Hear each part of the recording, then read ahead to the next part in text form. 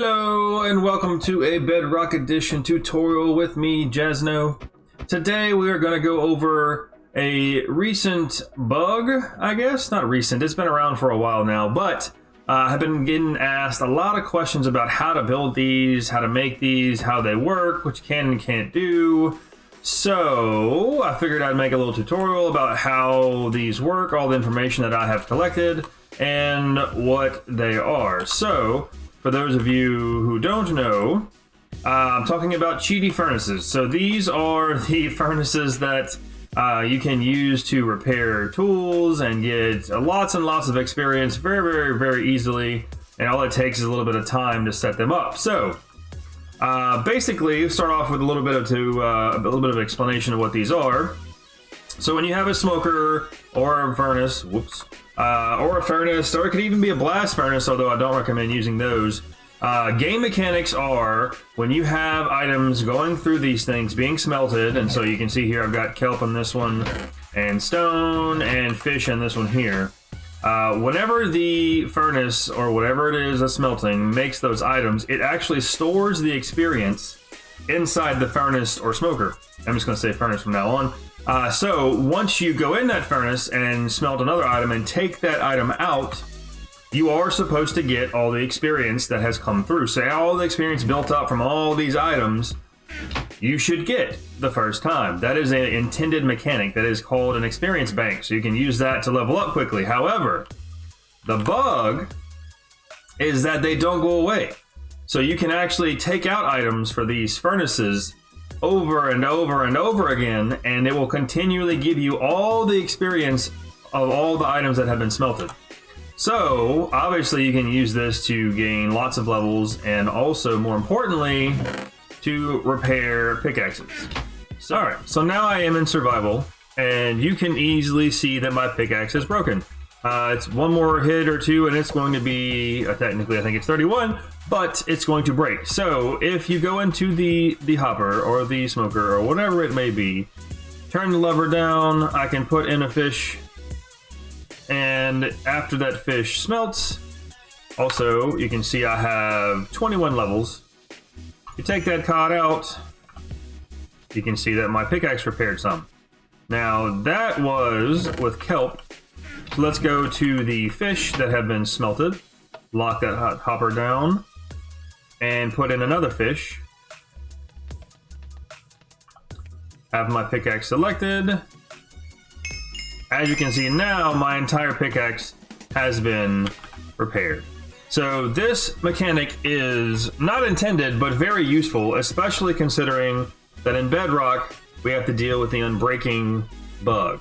So if you're not familiar with that, the Unbreaking Bug, if you have Unbreaking on a tool and you use it to break a block, the block will have a chance to basically come back. It's a ghost block, so as you're mining things, they'll pop back in place because the game's looking to see if you use Unbreaking, how much durability loss there is, but the bug causes it to think, oh nope, there is no breaking because it didn't actually break the item, and it puts the item back. So that's a very simple explanation of it, but essentially we can't use Unbreaking. So without using Unbreaking, how do you keep your tools repaired?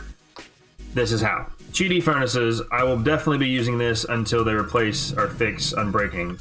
But yes, so as you can see before, the kelp that's in here didn't repair my pick that much. That's a full double chest of kelp. This is a full double chest of fish. So the next thing, fish, meat, those things that you can eat that are not as easy to get are going to give you the most experience. So meat and fish are the best things to put in these things to get the most experience out at one time. Now you can use kelp. Kelp is good because you can get a lot of kelp, obviously. You make yourself a kelp farm, fill a river full of kelp, whatever you want to do. And it's a renewable resource, so it actually makes fuel because you can use these. If I'm not mistaken, yes. You make dried kelp blocks out of them. So kelp is actually going to be really good to use because you can actually get it pretty early in the game, and then you can use it to auto-replenish itself. So it will make the fuel you need to keep it going, to make more stuff, to get more experience. It is just going to take longer. So it took about 5 hours for this smoker to smelt a full chest, double chest full of dried kelp. So keep that in mind. Now you can have this just auto renewing constantly in your world, and it will build up over time, and it can be quite useful. Fish is the best thing you can do, making a fish farm, or if you have a cow farm, anything like that, chicken meat, it doesn't really matter what kind of meat you have, but anything that you can put through a smoker would be the best. You also can use stone, but it's on par with the kelp and also not renewable. So that is how you can set these up to get experience, and then you can do something like this, which this is still actually going. I actually had 3 double chests full of fish, and there are 3 chests underneath that. So this smoker is going to have 3 times the experience of that smoker. So as you can see, it's going to get your levels up very, very quickly. Again, this does take time, so 5 hours for 1 double chest. This has been going for almost 14 hours now, and it's I got a little bit of fish left to go, probably a little bit less than 14, but either way, you get the idea. So that is how the Cheaty Furnaces work, and also how you can use them to repair items. And now I'm going to show you how to make one. Okay, so to make a Cheaty Furnace, it is a very simple, not a lot is required, and it is very easy to obtain all of these items pretty early on. You're going to need 6 chests, 3 hoppers, a liver, a smoker, or a furnace. Now, the smoker you can use to cook meat, but it only will cook food, so you can only use food in that. A furnace has the advantage where you can actually put in stone or gold or iron after you get your experience built up and use that as well. So you have to pick and choose which one you like. Smokers are also twice as fast, so you do get that as well. So if you take these items here, and then we can go ahead and set one up. So I will just go over here, and you can set these up however you like. You can do a double chest arrangement this way. You can do a double chest arrangement long ways. It really just depends on how you like to set it up. You also can do something like this. We have 2 side by side, and you can funnel in lots of items and have it all go into 1 double chest. Now this will split the experience between the 2, but you can use that as well. Now let me put myself back into creative, and I will set this up like so. So first off, you put a double chest down. You need a hopper going down into that double chest, and then you need a furnace or a smoker on top of that hopper. Then going into the smoker, you need to have another hopper either coming in from the side or the back. Either way is fine. I'm going to go in from the back, and another double chest for your fuel there. So it's basically just setting up a furnace. It's not that complicated. Another hopper on top of the smoker, and another double chest for the items being smelted. And then your final item, you just take a lever and you put it on the front of the item or the side, either way. Put it on the smoker or the furnace, and that way you can lock it to take your stuff out. So that is how you make it. You put your fuel on the back side, you put your smeltable items up top, and you do not touch this chest down here while it's being filtered or smelted. So that's how you build one. Let's go over a few more details on the mechanics of how this works. I'm going to come over here to this one. So, a couple things to be aware of whenever you're doing this. Do not take out items from the hopper or the chest unless it's locked. If this is locked, you can take out all of the items in the bottom chest. You can take out the items in the hopper. You can take out pretty much anything you like, and the experience will still be in the smoker. The experience is in the smoker or the furnace, not the chest or the hoppers. It does not matter if those items go away. So, lock your hopper. You can lock your smoker, I'm sorry. You can take out all the items. You can also take them all out and put more items up top and smelt more things through. So you don't have to have a setup like this.